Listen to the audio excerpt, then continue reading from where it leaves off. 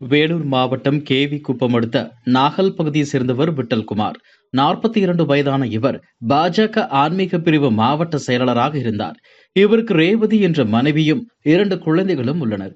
இந்நிலையில் கடந்த 16ஆம் தேதி மாலை வழக்கம் போல் பள்ளி முடிந்ததும் மனைவி ரேவதியை விட்டல் இருசக்கர வாகனத்தில் அழைத்துச் சென்று வீட்டில் விட்டுள்ளார். பின்னர் சென்னங்குப்பம் பஸ் நிறுத்தம் அருகே இரத்த காயத்துடன் மயங்கி கிடந்தார் விட்டல்குமார். இதுகுறித்து தகவல் அறிந்த கேவி குப்பம் போலீசார் விட்டலை மீட்டு குடியாத்தம் அரசு மருத்துவமனைக்கு அனுப்பி வைத்தனர். பின்னர் மேல் விசாரம் தனியார் மருத்துவமனையில் அனுமதிக்கப்பட்ட விட்டல் சிகிச்சை பலனின்றி உயிரிழந்தார். இதையடுத்து சந்தேக மரணம் என வழக்கு பதிவு செய்த போலீசார் விசாரணை நடத்தி வந்தனர். இந்த நிலையில் நேற்று இந்த வழக்கை அடித்து கொலை என போலீசார் மாற்றினர். மேலும் விட்டல்குமார் கொலை வழக்கில் தொடர்புடையதாக 2 பேரை கைது செய்து விசாரித்து வருகின்றனர். இந்நிலையில் திமுக ரவுடிகள் தான் விட்டல்குமாரை அடித்து படுகொலை செய்ததாக தமிழக பாஜக தலைவர் அண்ணாமலை குற்றம் சாட்டியுள்ளார்.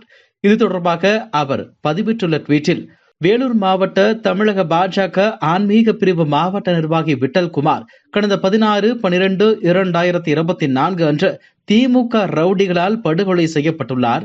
பொதுமக்கள் பிரச்சனைகளுக்காக குரல் கொடுத்து வந்த திரு விட்டல்குமாருக்கும் வேலூர் மாவட்டம் கேவி குப்பம் மேற்கு ஒன்றியம் நாகல் ஊராட்சி மன்ற தலைவரான என் பாலா சேட்டு என்ற நபருக்கும் பல முறை வாக்குவாதங்கள் நடைபெற்றிருப்பதாக தெரிகிறது.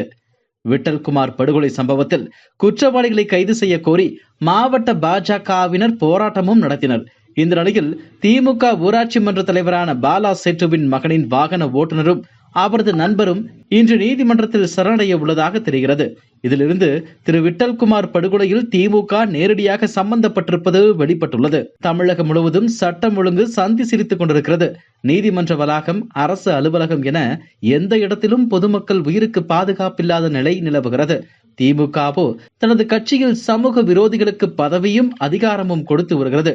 உடனடியாக திரு விட்டல்குமார் அவர்கள் படுகொலையில் தொடர்புள்ள அனைவரையும் கைது செய்து நடவடிக்கை எடுக்க வேண்டும் என்றும், தங்கள் கட்சிக்காரர்கள் என்பதற்காக சமூக விரோதிகளை கண்டுகொள்ளாமல் இருந்தால் அதற்கான எதிர்வினைக்கும் திமுகவே பொறுப்பு என்பதையும் தெரிவித்துக் கொள்கிறேன் என்று அண்ணாமலை தனது சமூக வலைதள பக்கத்தில் பதிவிட்டுள்ளார்.